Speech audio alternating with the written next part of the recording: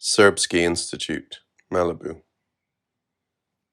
With this shift towards the atonal world, the obscene solidarity between the law and its superego underside is supplanted by the hidden solidarity between tolerant permissiveness and religious fundamentalism. A recent scandal in Malibu not only displayed the obscene pact between the biopolitical therapeutic approach and the fundamentalist reaction to it, but also the catastrophic ethical price we have to pay for this pact. In good old Soviet times, the Serbsky Institute in Moscow was the psychiatric flagship for punitive political control. Its psychiatrists developed painful drug methods to make detainees talk and extract testimony for use in national security investigations. Underpinning the ability of psychiatrists to incarcerate people was an invented political mental disorder known as sluggish Vilotekushskaya schizophrenia. Psychiatrists described symptoms thus. A person might appear quite normal most of the time, but would break out with a severe case of inflexibility of convictions, or nervous exhaustion brought on by his or her search for justice, or a tendency to litigation, or reformist delusions. The treatment involved intravenous injections of psychotropic drugs that were so painfully administered that patients became unconscious. The overriding belief was that a person had to be insane to be opposed to communism. Is this psychiatric approach to politically problematic positions a thing of the past? Unfortunately, no. Not only is the Serbsky Institute today happily thriving in Putin's Russia, but as a recent incident with Mel Gibson indicates, it will soon open a branch in Malibu. Here is Gibson's own description of what happened to him on Friday, July 28, 2006. I drove a car when I should not have, and was stopped by the LA County Sheriffs. The arresting officer was just doing his job, and I feel fortunate that I was apprehended before I caused injury to any other person. I acted like a person completely out of control when I was arrested, and said things that I do not believe to be true, and which are despicable. It is reported that Gibson said, "F Jews. The Jews are responsible for all the wars in the world," and asked a deputy, "Are you a Jew?" Gibson apologized, but his apology was rejected by the Anti-Defamation League. Here's what Abraham Foxman, director of the league, wrote. Mel Gibson's apology is unremorseful and insufficient. It's not a proper apology because it does not go to the essence of his bigotry and his anti-Semitism. His tirade finally reveals his true self and shows that his protestations during the debate over his film, The Passion of the Christ, that he is such a tolerant, loving person, were a sham. Later, Gibson offered a more substantial apology, announcing through a spokesman that he would undergo rehabilitation for alcohol abuse. He added, "Hatred of any kind goes against my faith. I'm not just asking for forgiveness. I would like to take it one step further and meet with leaders in the Jewish community with whom I can have a one-on-one discussion to discern the appropriate path for healing." Gibson said he is in the process of understanding where those vicious words came from during that drunken display. This time, Foxman accepted his apology as sincere. 2 years ago, I was told by his publicist that he wants to meet with me and have an understanding. I'm still waiting. There is no course. There is no curriculum. We need an in-depth conversation.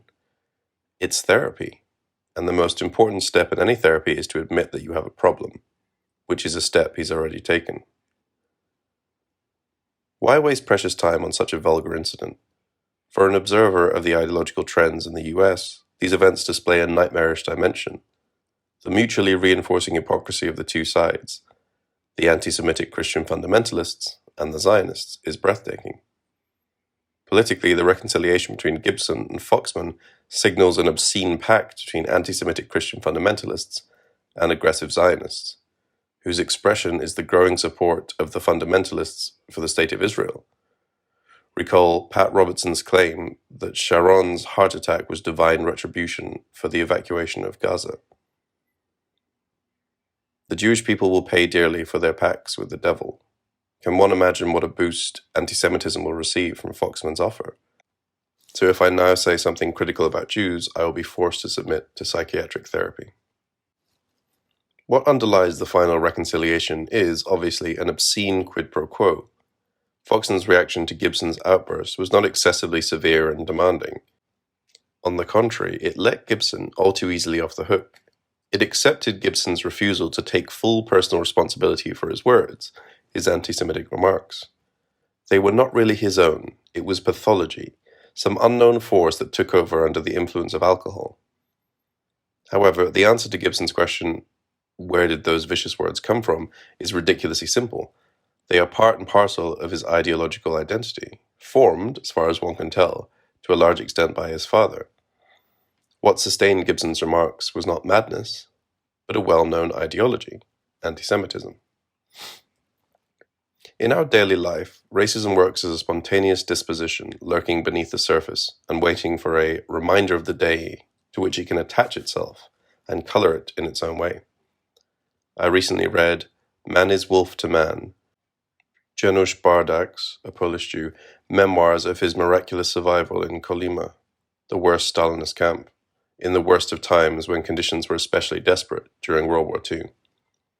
In early 1945, as a result of an amnesty to celebrate the victory over Germany, he was freed, but not yet able to leave the region. So, in order to pass the time and earn some money, he accepted a post in a hospital. There, on the advice of a colleague, a doctor, he organized a desperate method of providing the sick and starving prisoners with some vitamins and nutritious foodstuffs. The camp hospital had too large a stock of human blood for transfusions, which he was planning to discard. Bardak reprocessed it, enriched it with vitamins from local herbs, and sold it back to the hospital. When the higher authorities learned about this, he was almost rearrested. They banned him from practicing what they designated as organized cannibalism. But he found a way out, replacing human blood with the blood of the deer killed by the Inuit living nearby, and soon developed a successful business.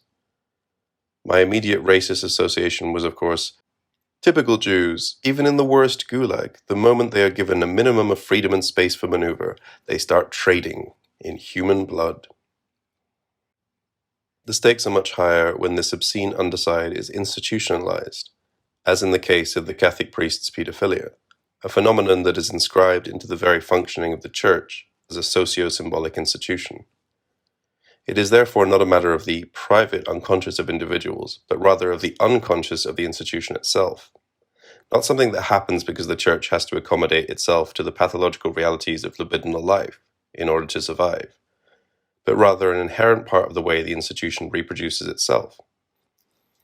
This institutional unconscious has nothing to do with any kind of Jungian collective unconscious, a spiritual substance that encompasses individuals. Its status is thoroughly non-psychological, strictly discursive, correlative to the big other as the reified system of symbolic coordinates. It is the set of presuppositions and exclusions implied by the public discourse. Consequently, the response to the Church's reluctance to acknowledge its crimes should be that these are indeed crimes, and that, if it does not fully participate in their investigation, the Church is an accomplice after the fact. Moreover, the Church as such, as an institution, must be made to recognize the ways it systematically creates the conditions for such crimes to take place. No wonder that, in contemporary Ireland, when small children have to go out alone, it is becoming standard for their mothers to supplement the traditional warning, "Don't talk to strangers," with a new and more specific one, "And don't talk to priests." Consequently, what Gibson needs is not therapy. It is not enough for him to simply admit that he has a problem, so long as he fails to accept responsibility for his remarks, asking himself in what way his outburst is linked to his Catholicism and functions as its obscene underside. When Foxman offered to treat Gibson's outburst as a case of individual pathology which needs a therapeutic approach, he not only committed the same error as those who want to reduce cases of pedophilia to individual pathologies. Much worse, he contributed to the revival of the Serbsky Institute's manner of dealing with problematic political and ideological attitudes as phenomena that call for psychiatric intervention. In the same way that the overriding belief underlying the Serbsky Institute's measures was that a person had to be insane to be against communism, so Foxman's offer implies that a person has to be insane to be anti-Semitic. This easy way out enables us to avoid the key issue, that, precisely, anti-Semitism in our Western societies was, and is, not an ideology displayed by the deranged, but an ingredient of spontaneous ideological attitudes of perfectly sane people. of our ideological sanity itself. This, then, is where we stand today, a sad choice between Gibson and Foxman, between the obscene bigotry of fundamentalist beliefs and the no less obscene disqualification of problematic beliefs as cases of mental illness that require therapy.